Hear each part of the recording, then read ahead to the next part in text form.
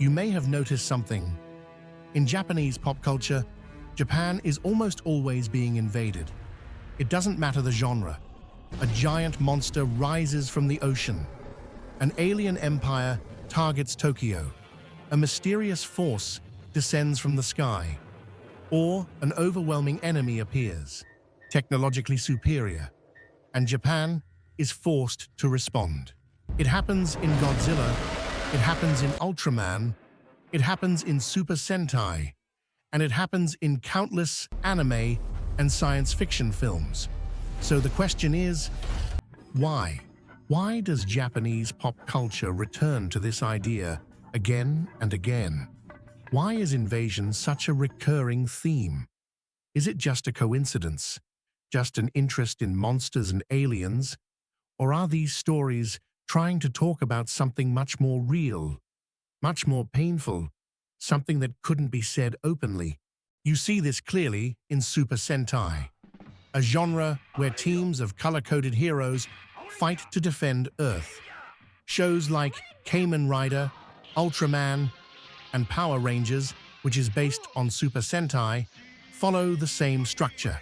An enemy appears, almost always from outer space or another dimension.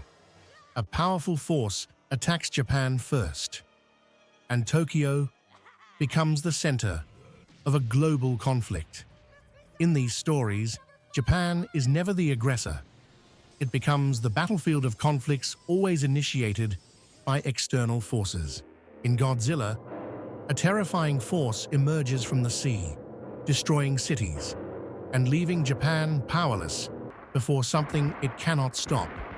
In anime, alien invasions, space empires, and external enemies turn Japanese cities into targets over and over again.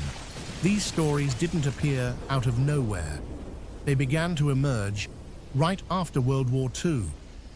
In 1945, Japan was not just defeated, it was occupied. For the first time in its history, the country lived for years under foreign control, primarily under the presence of the United States. Talking about this experience was complicated. In many cases, it simply wasn't allowed.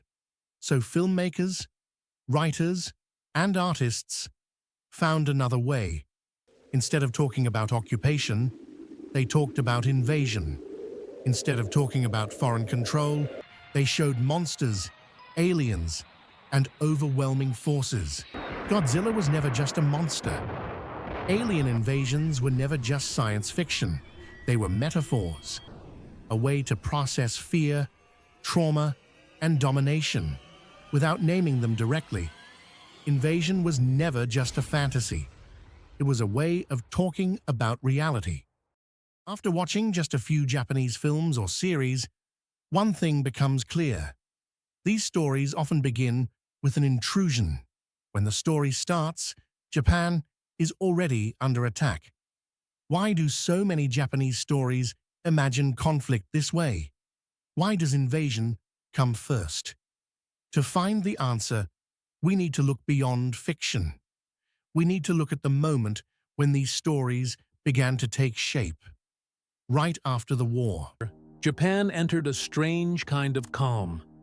The fighting had ended, but the country had not fully regained itself.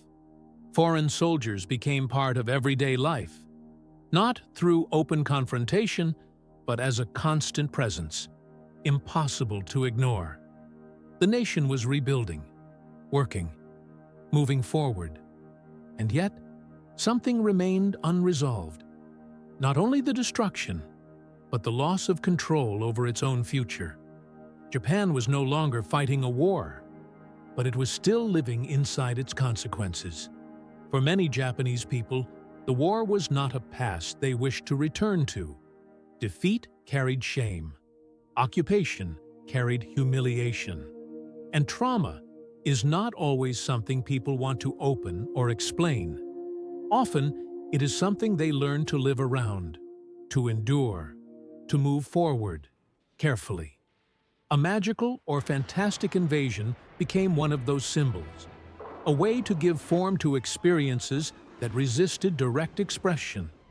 a way to show loss of control without accusation, without reopening wounds. Monsters, aliens, frightening forces from the outside, not as spectacle, but as echoes of something already lived. And just as important as the invasion itself was the idea of repelling it. In stories like National Kid, Japan does not strike first. It responds.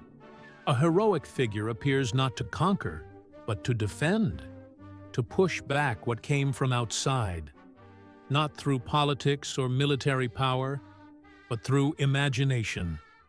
In fantasy, Japan could finally do what reality had denied it: resist, protect, and reclaim, symbolically, a sense of control over its own destiny. But these stories were not only about the past, they were also created with the future in mind. For children and young audiences who had not experienced the war, but would grow up in its shadow.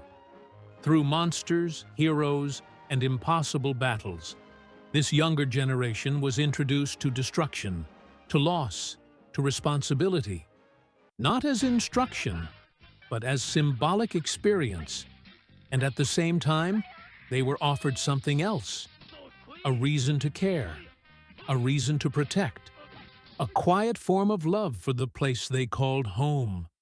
Not a love built on victory, but on care and responsibility. In these stories, the invasion is never stopped in advance. It arrives first. The damage is already done, and only then does the hero appear. Japanese heroes rarely prevent catastrophe. They respond to it.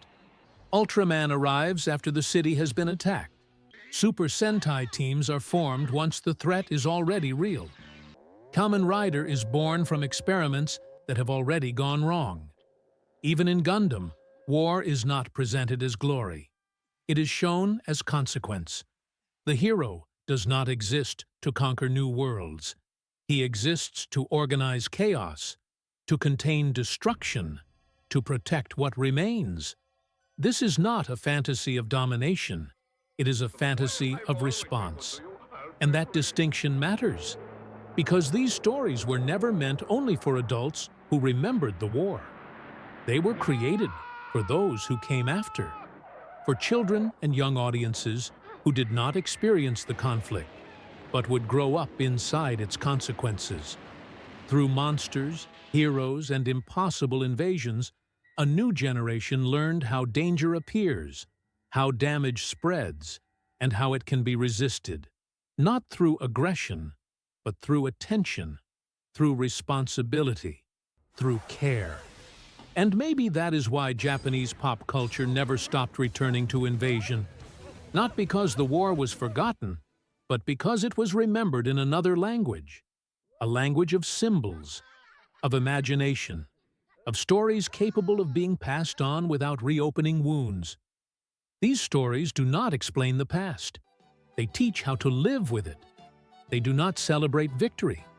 They emphasize protection. And in doing so, they quietly pass something forward. Not fear, not resentment, but a sense of responsibility for the world one inherits. Perhaps Japan never stopped talking about the war. It simply chose to speak to those who came next, and chose to do so without raising its voice.